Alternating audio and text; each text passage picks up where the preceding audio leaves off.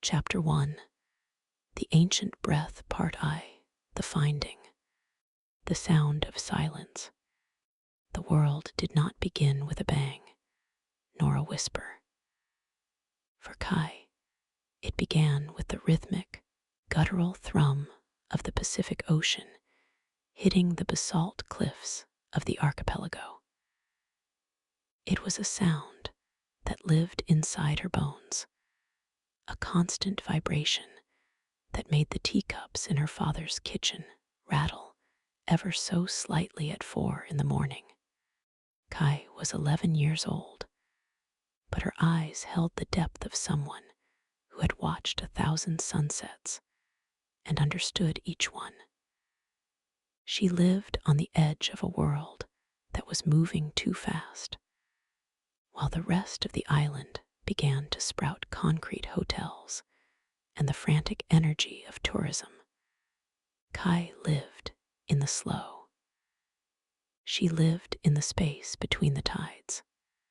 Her house was a fragile thing, held together by salt-crusted nails and the stubborn will of her father, a man whose hands were permanently stained with the silver scales of ahi and the dark ink of the sea. They didn't have much, but they had the porch. And from that porch, Kai watched the loop. To her, the loop was the mechanical repetition of the waves, but also the repetition of human life. People came to the beach, they laughed, they left, and they changed nothing. She felt a profound loneliness, not because she was alone, but because she felt she was waiting for a signal that no one else could hear. The gift of the storm. It happened after the great swell of February. A storm had torn through the channel, bringing with it winds that screamed like banshees and waves that looked like falling mountains. For 3 days, the ocean was a forbidden zone, a chaotic mess of brown foam and uprooted trees. When the sun finally broke through the clouds, painting the sky in bruises of purple and gold, Kai went to the shore. The beach was unrecognizable. It was littered with the debris of the deep, shattered coral, tangled nets, and strange, smooth stones. And there, wedged between 2 black volcanic rocks, was the board. It didn't look like much at first. It was a long, dark slab covered in barnacles and gray silt. But as Kai knelt beside it, the wind suddenly died down. The air became unnaturally still. She reached out, her small, calloused fingers trembling, and brushed away the sand. Underneath the grime was wood the color of a dark sunset. Koa. This wasn't a surfboard made in a factory. This was a piece of a tree that had seen centuries. It was an alea. As she hauled it out of the rocks, surprised by its density and the strange warmth it radiated, she felt a flash of a memory that wasn't hers. She saw men with skin the color of polished mahogany chanting to the sea.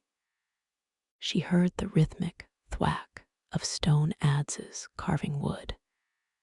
She felt the scent of burnt lime and coconut oil.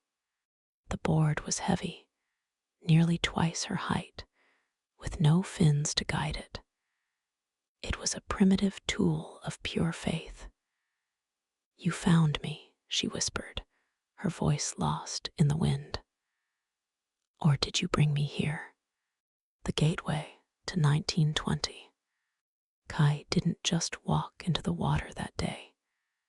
She stepped through a tear in time. As the salt water reached her ankles, the modern world began to blur. The distant sound of car engines replaced by the barking of dogs and the rhythmic beating of kapa cloth. The horizon line sharpened. The water turned a shade of blue, so pure it looked like liquid sapphire. She began to paddle. It was hard. Without a modern board's buoyancy, she felt every muscle in her shoulders protest. The Alea wanted to sink, to return to the depths. "Work with me," she hissed, digging her palms into the water. Then she saw him, a mile out, where the waves broke in long, majestic lines that seemed to go on for miles. A figure stood. He wasn't just riding a wave, he was presiding over it. He was massive, his chest as wide as a sailing mast, his skin glowing like bronze under the tropical sun. He rode a board so large it looked like a small boat, yet he moved with the lightness of a dragonfly. Duke. He wasn't the Duke from the history books, the man in the suit, or the aging hero. This was Duke in his prime, the king of Waikiki. He saw her, and instead of a look of confusion, he gave her a nod that felt like an anchor. "The wood has a long memory, Kai," he called out, his voice carrying over the roar of the surf without effort. "But it has been waiting for someone with your heart to wake it up." Chapter 1. The Ancient Breath, Part II. The Ambassador's Shadow. The weight of the koa. Kai paddled, her chin inches above the dark koa wood. The board felt like a living thing beneath her, unforgiving, heavy, and ancient. Unlike the foam boards she had seen others use, this Alea held the vibration of the earth. It was a bridge between the forest, where the tree had once stood, and the salt desert she was now crossing. She watched Duke. He sat on his olo board, a 16-foot masterpiece of solid wood. He was the descendant of chiefs, a man whose lineage traced back to the very first people to touch this sand. To the world, Duke Kahanamoku would become a symbol, a bronze statue, a name on a trophy. But here, in the swell of 1920, he was simply the ambassador of Aloha.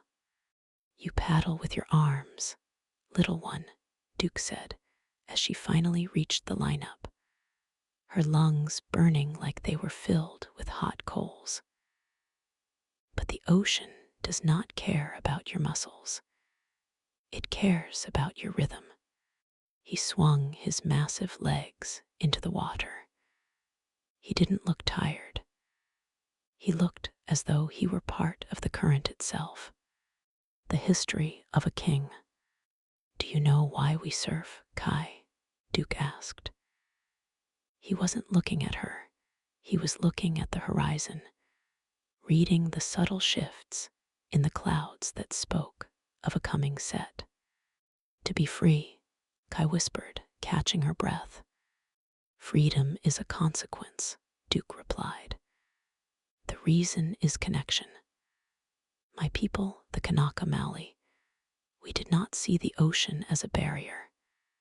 It was our highway, our temple, our pantry. When I was a boy, my grandfather told me that the water has a memory. It remembers the stars that guided our canoes.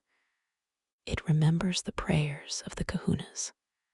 He leaned back, his eyes misting over with the weight of his own story. Duke's life was a bridge between two worlds. He had seen the monarchy of Hawaii fall. He had seen his culture pushed to the edges of the sand. He had been a man who shattered world records in the Olympic pools of Stockholm and Antwerp. Yet, when he returned to the mainland of America, He was often denied service in restaurants because of the color of his skin.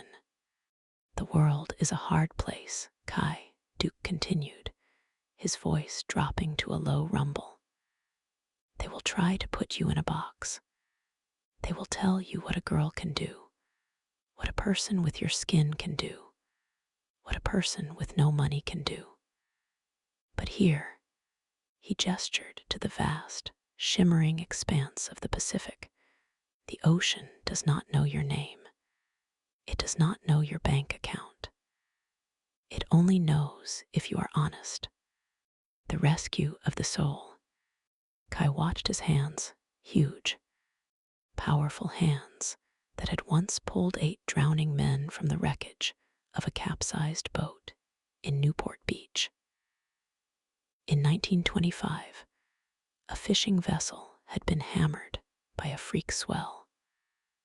While others stood on the shore paralyzed by fear, Duke had grabbed his board and paddled into the mouth of the beast. 3 times he went out.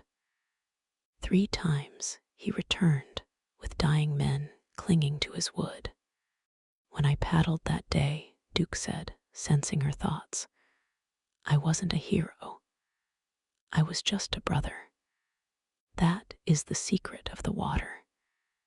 If you see yourself as separate from the wave, you will drown. If you see the wave as yourself, you will fly. The physics of faith. The horizon began to sharpen. A series of larger waves was marching in from the deep. The water changed from turquoise to a bruised, heavy indigo. Now, Duke commanded.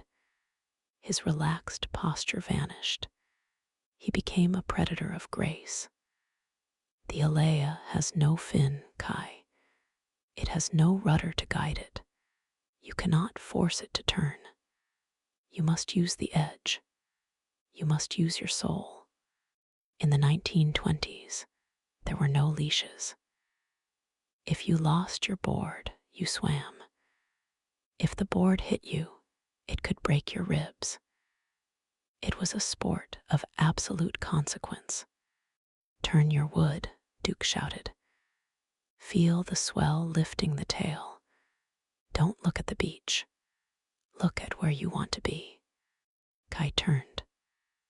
The wave was a wall of glass, 10 feet high and growing. It felt like a skyscraper was collapsing behind her. The roar was deafening, 1,000 lions screaming in unison.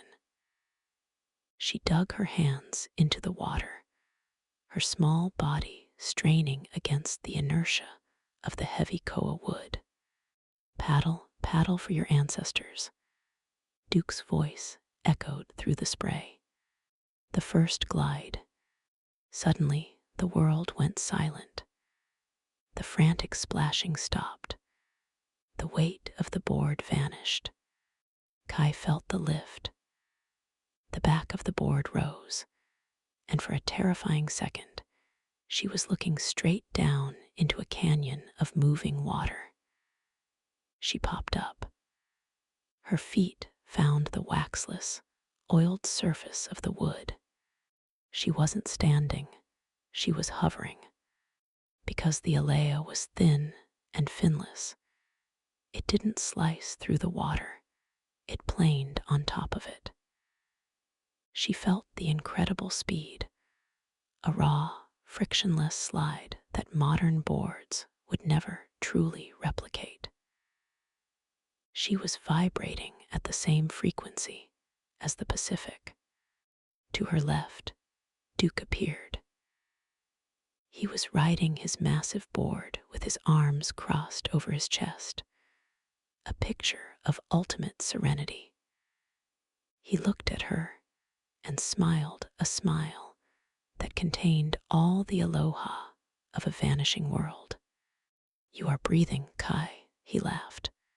You are finally breathing. For 100 yards, they rode together, the little girl from the future and the ghost of the past.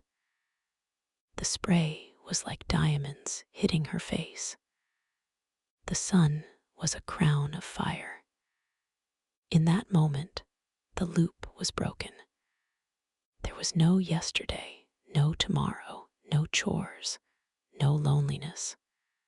There was only the now. As the wave finally exhaled and dissipated into a field of white foam, Kai stepped off into the waist-deep water. She was trembling, not from cold, but from the electricity of the experience.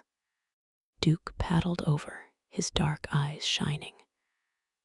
That was the first breath, Kai.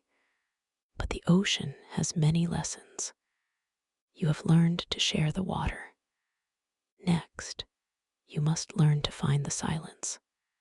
He began to fade, his image shimmering like a heat haze over the sand. Go to the North Shore.